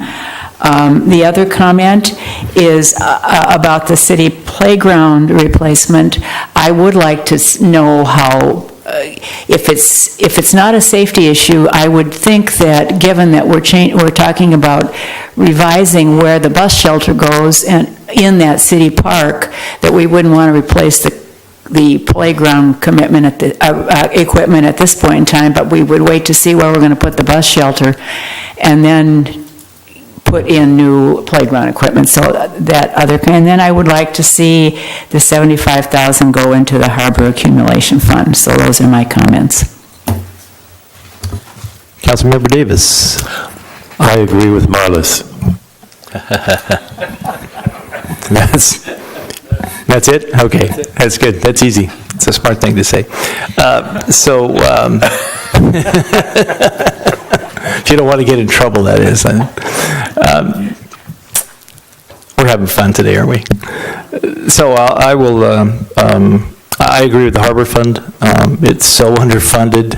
Eric, just put it in your accumulation fund, decide what you need to do with it, in my opinion. So I guess I agree with, and I see heads nodding, and rather than thinking about using it for anything else. Secondarily, the Surf Street stairs is just, I think what I hear you say is not necessarily put it on a list and do it, but vet it further to see if there are options. And I couldn't commit to an $800,000 project at this time because I think there are other priorities that, unfortunately, maybe for those that love the Surf Street stairs, as I do, are more important to the city. However, I would support a further look at the possibilities of something lower cost that could be put on a future year's capital budget. Is that maybe kind of where you were headed? It is. I just didn't want to have it drop off of our Sure. understanding that it's a need and there's a lot of public interest in it. Got it. Just one last comment. I agree with everything you've asked for there, particularly the $75,000 for the Harbor Fund. There are two sides to the story on the Surf Street stairs. I don't know if you've heard a lot of complaints from people about what happens at the end of that street at night. People come down there and they park and they party, and then they go down the stairs and they come back up. So not everyone wants those stairs rebuilt. And I think at some point, I do want to explore options, but I think at some point the city needs to decide, do we want to replace the stairs or not? And I think that needs to be made clear after more community input and so forth. But I know there's some people that do not want it replaced, so. So, do you have enough direction on those? You don't? Oh, you do, okay. Can I hope the television caught that. I'm going to ask clarifying questions. Sure. So with respect to the Surf Street stairs, we can incorporate a budget page, much like some of the storm drain ones that are unfunded. I guess we would just leave a $0 value in there at this point and talk more about this. I think so, because we have no idea, other than the 800,000, I don't think you could put that in there. I would not feel comfortable with that, so. Okay. Maybe put $1. I mean, that's the. Well, I don't mean, I think that was the issue why it wasn't in here, is we didn't know what dollar amount to Put put $1, in there. maybe. Well, the $800,000 was based on a engineer's estimate I understand. for construction of a concrete ramp system. So that is, I think, the default project. There might be alternatives to that, but I think maybe we put that out in the very outer year. But we have plenty of time to explore alternatives between now and then. Yeah. I think the reason for including it somewhere is so that it just doesn't fall off the page completely. Yeah. So that we know that that's still an issue that we need to explore. I don't care how we address it in the budget, but just so that we know that we don't want to just drop it and forget about it, but that we actually want to pursue alternatives. Okay, so we'll develop something and bring that back. And maybe we'll try to do that for our third budget study session and do that in the beginning to make sure we're meeting your expectations on that. And then with respect to the Vets Hall renovation, the Vets Hall project that's in the proposed budget as is listed as Phase 1. So perhaps we'll just add a Phase 2 under there and put that in the out years as well, instead of doing a whole nother page and they might get mixed up. Sounds reasonable. Okay, so I think we're clear on that. And then I would just add, maybe on a good news topic, there is the high likelihood that we will be receiving about $200,000 from Prop 68 for parks funding. Oh, that's good. So the application period is June 3rd. We have to submit a questionnaire or an app for that. And then there's a resolution that'll come forward for council to approve, and that needs to be submitted by November. And we would maybe get something by March of next year. That's the estimated timeframe right now. Not sure on the specifics as to, other than dedicated for parks, if there's any other detail. But if we, as we expect to get that money comes in, we might have an option to do some additional projects with that. And there are some grants that were presented in that Prop 68 as well. So we're exploring those options for the future. So you may hear more on Parks Works into 1920. That is good news. Ending on a very positive note there. Thank you, Jen. So with that, I will close the meeting, and our next budget meeting is May 28th, and I'm sorry I don't have the time in front of me. Can you help me, staff, with time on May 28th? 10-year forecast update and revenue enhancement options, and then the I believe structural issues. it's 4 o'clock. 4 p.m. at the Vets Hall. May 28th will be our next budget study session. Thank you and good evening.